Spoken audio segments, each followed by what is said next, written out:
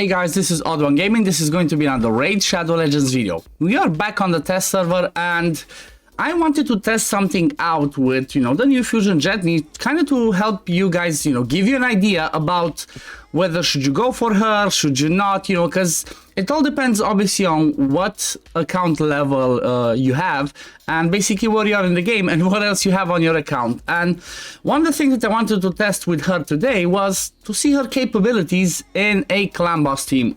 I didn't go ahead to try and, just swap around, make a million other changes just to test different ones. I just wanted to test her damage and utility in clan boss in my usual team. I'm normally running a Myth-Fu clan boss team which uses Fushan, Demetha, Harris, Seeker, and the last spot is a DPS spot. Well, usually I use my Dracomorph in that team, and you know what, I usually do, depending on what I face, between 90 and like 120, or like 90, 95 and like up to like 120 million on Ultra Nightmare. So I just put her in the spot and I wanted to see, okay, you know what, let's have a look what we can actually do. So if we look over here at the presets, first of all, I want to show you the presets, then I'm going to play the run, we're going to discuss a little bit, show the comparison with Dracomorph and show you her build, and after that we're going to see, obviously, what you guys will decide in the end, if you think she's going to be worth it or not. Just keep in mind that her utility, in this team is not just for the damage, but she's also a consistent decreased defense champion. So let's have a look. First of all, Fushan is running at 185 speed. I don't need his A2. I do not need his A3, even though this one can bring decreased defense. I already have that one covered in my normal team by Dracomorph, but in this team it's covered by Jetni. So this is the, actually I'm going to go through the speeds and the builds afterwards, but yeah. Fushan, everything locked, just the A1, because this one can do a ton of damage. Normally this team, you can swap Fushan for somebody else, such as like, I don't know, maybe it would be better in this team if I brought a Eurogram for some poisons, but Fushan overall still does a ton of damage. But what you need in this spot is a speed lead. He's good because he brings a 24, which means I can drop everybody else's speed down. If you bring, I don't know, a Deacon or a Eurogram or somebody else that has a speed lead and brings you something else for the clan boss, you can slot it in, but keep in mind, if you bring a different speed lead, you're gonna have to up the speeds if it's lower. Then Demetha, priority the A3, second priority the A2. Harris, priority the A2. You must make sure you must have this as a priority, otherwise this team is going to fail, because if there's one of the increased speed still up by having, by Demetha extending that one, she will not do it, therefore she will not cleanse, for example, the stun, and some funky stuff can happen in there, especially if Seeker takes the stun, so keep that in mind. Then we have Seeker, open with the A1, then priority the A2. And then Jetni, I have her prioritizing the A2 because one, this one provides me the decreased defense, and two, this one hits harder because it also has 20% ignore defense inbuilt in the skill. The A3 is also bringing increased crit damage. It's on a 4-turn cooldown. I have not tested enough. Maybe you could even run her without 100% crit rate. You could lower it to 70%. As long as she keeps this one up, plus the extension from Demetha, you might be okay for that. Because you know what? It is on a 4-turn cooldown. It goes only on for 2 turns, but by the time she comes back to it, she already has it extended by Demetha, so that should be fine. But for now, I just went with 100% just to be sure and see how consistent, just for the sake of consistency, I suppose. But yeah, I will be playing the run. Then we're gonna come back, check the damage that we did, and we're gonna discuss the build. So see you in a bit, guys.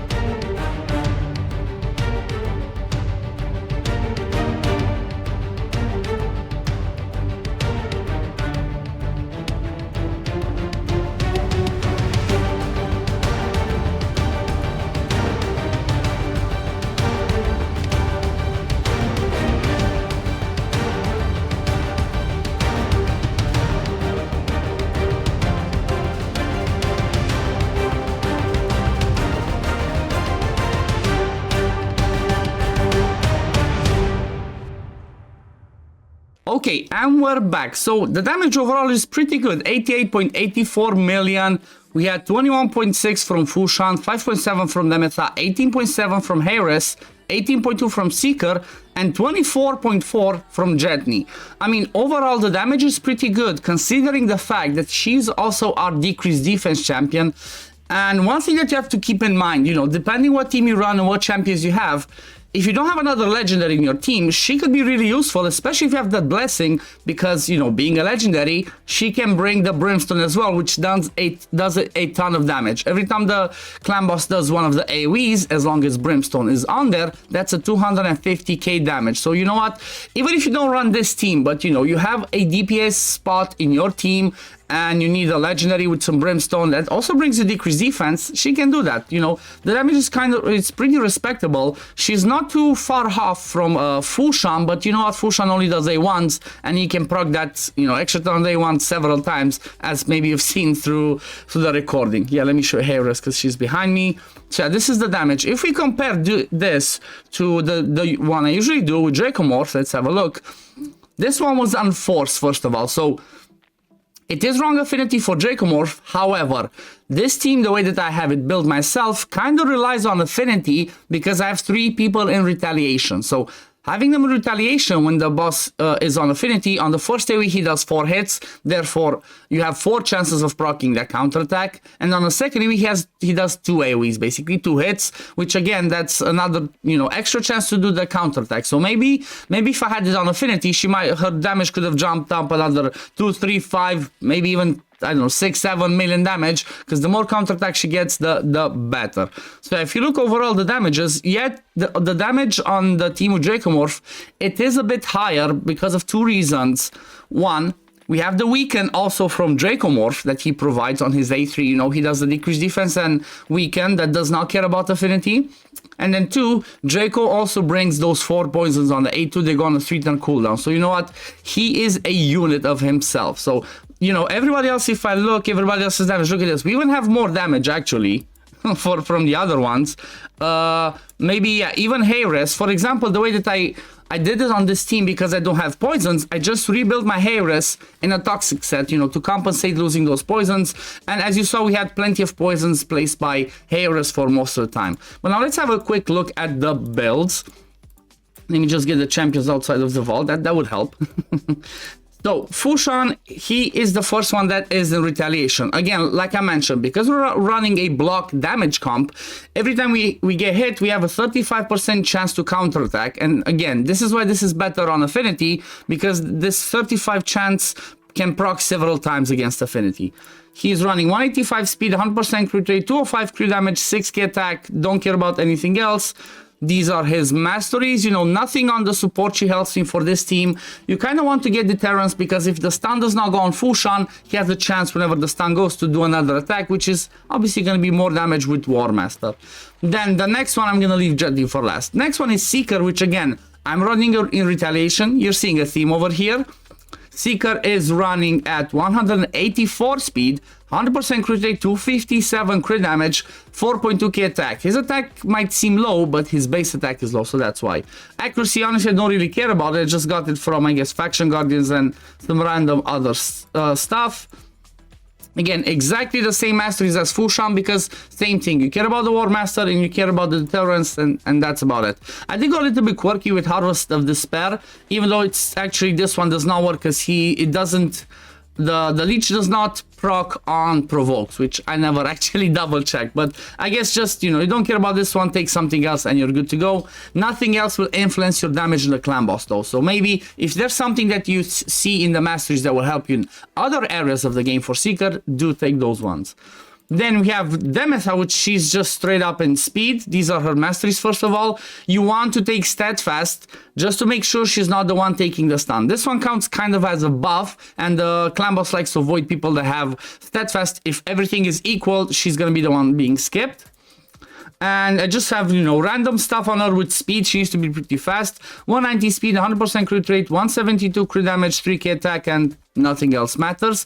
She's not the biggest damage dealer. She enables your unkillable, and that's her main role. You could build her in toxic as well if you wanted to, but keep in mind she only does one hit every, you know, for every turn she the clan boss takes. She only does one hit, so that's not good enough. Whereas Harris is good enough to be in a toxic if you don't, like I said, if you don't already have a poisoner, because she, every time somebody gets hit, she gets to counterattack, and at the same time she gets 2 hits for every turn the clan boss does. So basically she has 3 hits for every turn the clan boss does, which is pretty good. Makes her the best candidate for the toxic set.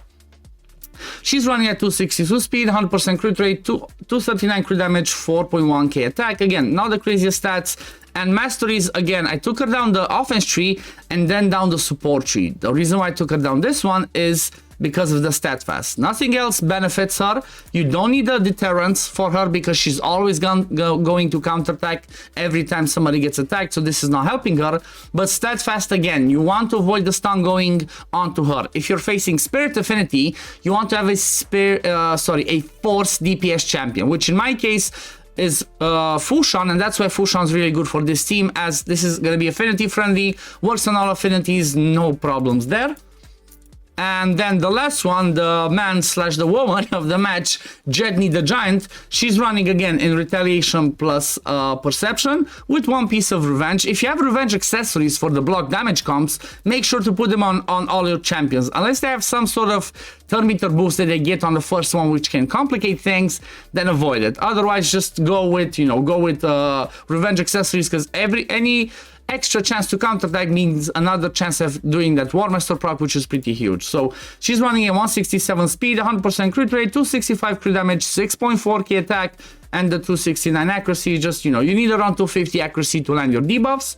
When it comes to masteries, I went down the offense and support tree. I went with Master Hexer for a chance to extend the decreased defense, and Sniper to raise the chance of her landing the decreased defense, because what she provides is on the A1, she has a 50% chance on the second hit after she's booked to place decreased defense. That 50% is pretty high on an A1, especially considering the fact that, like I said, she's in a retaliation set, so she has a chance to counterattack. Not only that, but she brings it on the A2. As I mentioned, this was on a 3-turn cooldown, so you should have decreased defense on the clan boss all the time with her. And you know what? Overall, I feel like she's a pretty good candidate for a clan boss DPS. If you need somebody that brings you the decreased defense and also does some damage, she's a good candidate. Obviously depends on your team, depends who else you have, you might have better options, but if not, you can do this. You could even maybe use her after that as your DPS in other areas of the game. I mean, obviously have crazy stats, but she could be your nuker even, you know, for dungeons in the same build, because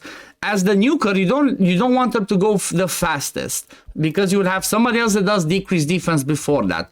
Or if you don't have somebody else, you could even use her in dungeons, the same build, just you would have to wait for her to go twice. You would have her always go with the A2, so she hits, puts the decreased defense, and then when she comes back around, she does the A3 as well. So with some turn meter booster, she could be a good candidate for a nuker, because she can smack really, really hard.